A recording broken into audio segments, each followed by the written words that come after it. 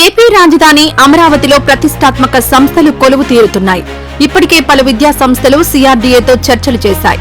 కేంద్ర ప్రభుత్వ సంస్థలకు స్థలాల కేటాయింపు పూర్తయింది. వచ్చే నెల నుంచి అమరావతిలో మధ్యలో నిలిచిన నిర్మాణాలు పూర్తి చేసే పనులు ప్రారంభం కానున్నాయి. అదేవిధంగా అమరావతిలో భూ కేటాయింపులపైన నిర్ణయాలు జరుగుతున్నాయి. ఈ సమయంలోనే అమరావతికి ప్రతిష్టాత్మక బిట్స్ సంస్థ తమ క్యాంపస్ ఏర్పాటుకు సిద్ధమైంది.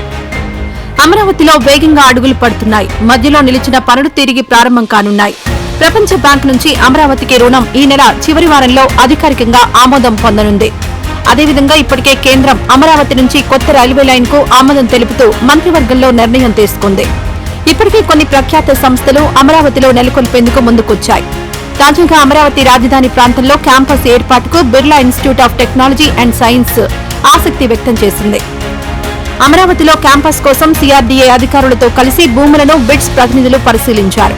అమరావతి పరిధిలోని కురగల్లు, వెంకటాయపాలెంలోని స్థలాలను పరిశీలన చేసిన బిట్స్ ప్రతినిధులు సిఆర్డీఏ అధికారులతో చర్చలు చేశారు.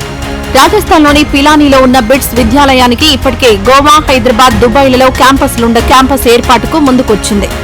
అమరావతిలో 50 ఎకరాల విస్తీర్ణంలో తమ క్యాంపస్ ఏర్పాటు చేయాలనే ఆలోచనలో బిట్స్ ఉంది. ప్రస్తుతం ఎస్ఆర్ఎం కొనసాగుతున్న ప్రాంతంలో తమ క్యాంపస్ ఏర్పాటు దిశగా ఆలోచన చేస్తున్నట్టు తెలుస్తోంది. కాగా స్థలం పరిశీలించిన బిట్స్ ప్రతినిధులు సిఆర్డీఏతో చర్చల సారాంశాన్ని తమ యాజమాన్యంకు వివరిస్తామని వెల్లడించారు. ఆ తర్వాత అమరావతిలో క్యాంపస్ ఏర్పాటుపై బిట్స్ యాజమాన్యం తుది ప్రకటన చేసే అవకాశం ఉంది.